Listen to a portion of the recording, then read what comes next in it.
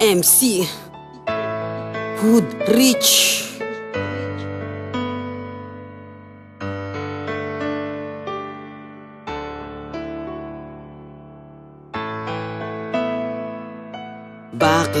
Bakit sa'yo balewala? Ayoko nang maranasan pa ang lumuha sa'yo. Bakit lagi mo na lang binabaliwala ang isang tulad ko? Sana'y hindi na lang umibig sa'yo. Lagi mo na lang binabaliwala ang tulad ko. Di mo ba alam na masakit na din sa puso ko ang baliwalain at iwanan mo ng biglaan? Di man lang magawa sa akin na magpaalam. Ano ba ako sa puso mo? Isang tau-tauhang laruan na pwede mo na lang itapon ng biglaan. Kung alam ko lang sana na ganito ang patutunguhan, di na sana ako sa'yo nagmahal pa ng lubusan. Tanong ko lang sa'yo, masarap bang manakit ang damdamin ng tao? Sana malaman mo sa sarili mo na may nasasaktan ka na.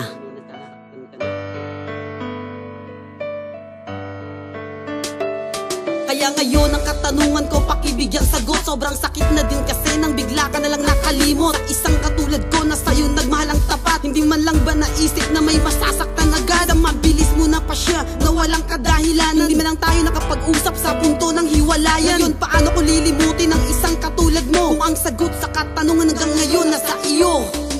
Ayoko nang maranasan pa ang lumuha sa'yo. Bakit lagi mo na lang binabaliwala ang isang tulad ko? Sana'y hindi na lang umibig sa'yo. Ayoko na, tapusin na natin ito. Tama ka na.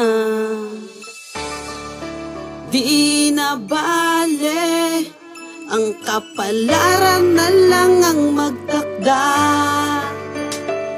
Dahil ang tunay na pag-ibig ay hindi basta laro na pwede nyong ipatalo o iwanan yung bigo. Kaya kung naririnig nyo man ang nilikha ko na awitin, sana matutunan nyo na di manakit ng ibang damdamin. Lalo na sa mga taong matindi kong magmahal, pero ang salitang mahal yung iba hindi alam. Bagamat pinakita mo na lahat, respeto'y nilaan, pero sukli na kabayaran, puot sakit ang naramdaman. Ayoko nang maranasan pa ang lumuha sa'yo. Bakit lagi mo na lang binabaliwala ang isang tulad ko? Sana'y hindi na lang umibig sa'yo.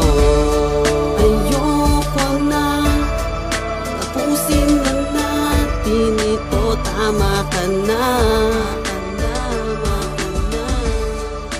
Di na bale ang kapalaran na lang ang magtakda.